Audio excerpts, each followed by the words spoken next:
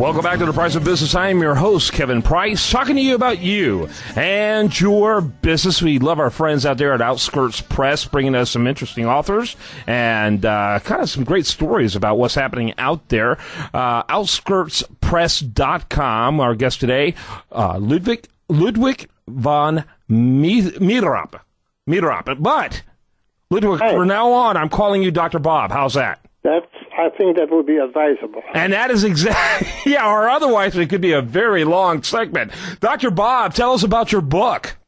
Well, that came about because one of my younger colleagues in the Division of Pediatric Cardiology here in Gainesville at the University of Florida, walked to my office one day and said, "Bob, you've had a very, very interesting life. You should write it, or I should write it up for you."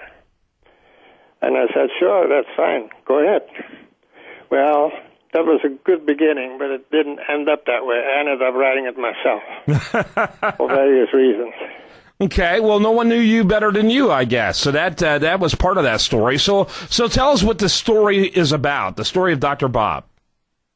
Well, it starts off with where everybody starts off, and that is being born. My parents were in a city called Surabaya, Java, Dutch East Indies before the war. And I was born there on March 31st, 1927, the year that Lindbergh crossed the Atlantic Ocean. Mm-hmm. And I grew up there, and it was the ideal country for a boy who was interested in nature like I was, in biology, to grow up in. Nice weather. Just imagine an archipelago like Hawaii, but then about 3,000 times bigger. Mm-hmm. So, so 1927. How long was it before the Japanese began to play a role in your life? Oh, that was right after Pearl Harbor. Mm-hmm. 1941. Yep. And so tell us about that. Well, at first, it wasn't, too bad for us, because even though the Japs, I shouldn't use that term in this context, even though the Japanese forces had attacked Pearl Harbor, they were nowhere near what was then the Dutch East Indies, the biggest colony of the Netherlands.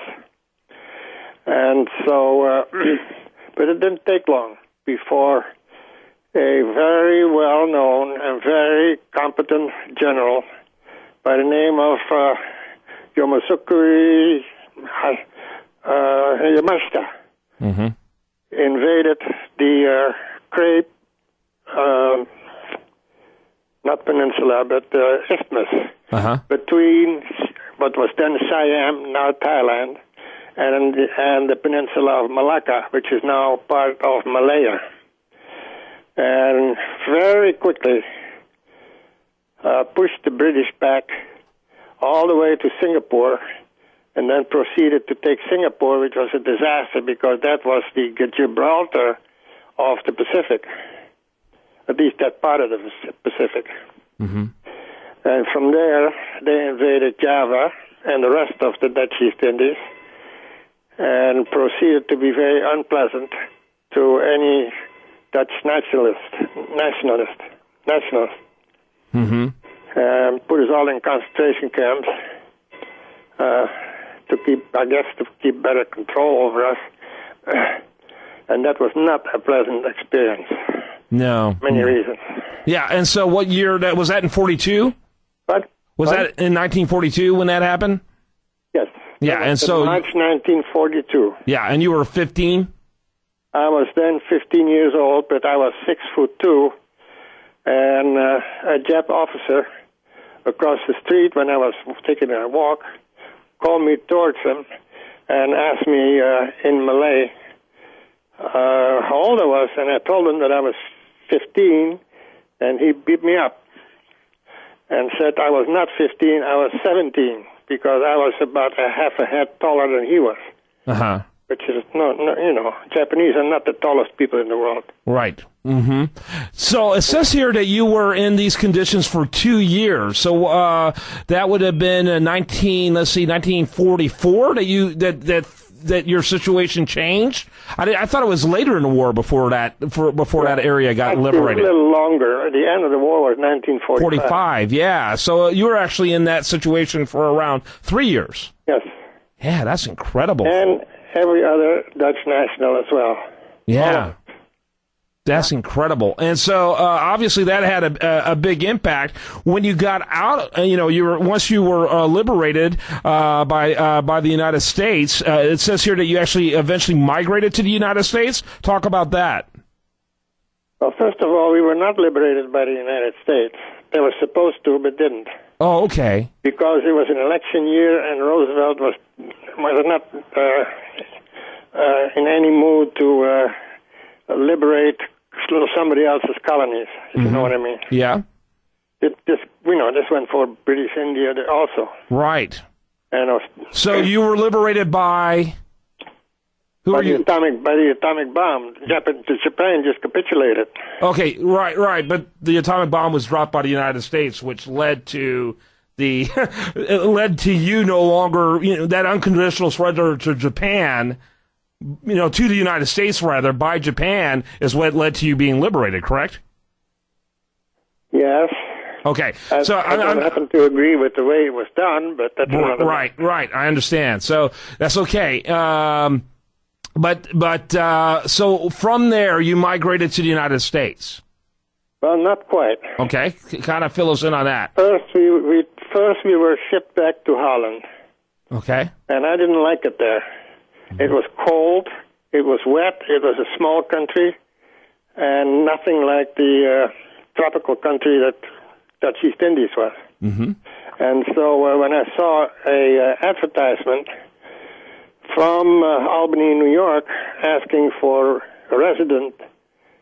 surgical residence, I applied and was accepted and went to the U.S. on a visitor's visa.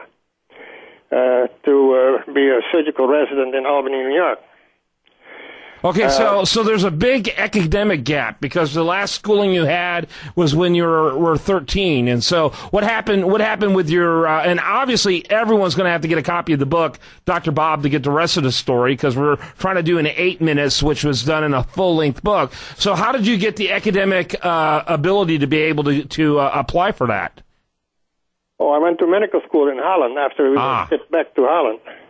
Very interesting. And was graduated there, and then I went to the U.S. and did my postgraduate education there, first in surgery, and then I later switched to pediatric cardiology. Yeah. Okay. And what's interesting is that you literally saw the early origins and did your entire career in conjunction with the develop of modern cardiovascular care. Exactly. Which I think is you've got you've got multiple fascinating stories that frankly can only be done justice by the listener spending time with it. I encourage people to go to outskirtspress.com/Dr. Bob. outskirtspress.com/Dr. Bob, because it's just a fascinating story. And Dr. Bob, how long is the actual book? How many pages? Well, it turned out a lot longer than I had intended. Oh wow, it is long. It's almost 600 pages long. So that's a lot of story there. But it sounds like just an incredibly fascinating one. I look forward to becoming more familiar with it myself. And so, thanks so much for being with us and telling us your story. Well, you're very welcome. I appreciate it. All right. Again, I want you to check it out. outskirtspress.com/Dr. Bob. Interesting story. Check it out. And you not only learn about a great, incredible, harrowing tale of what took place during World War II, but really the major development in healthcare that he helped to develop. Awesome story. I'm Kevin Price. You're listening to The Price of Business. Stay tuned for more after this.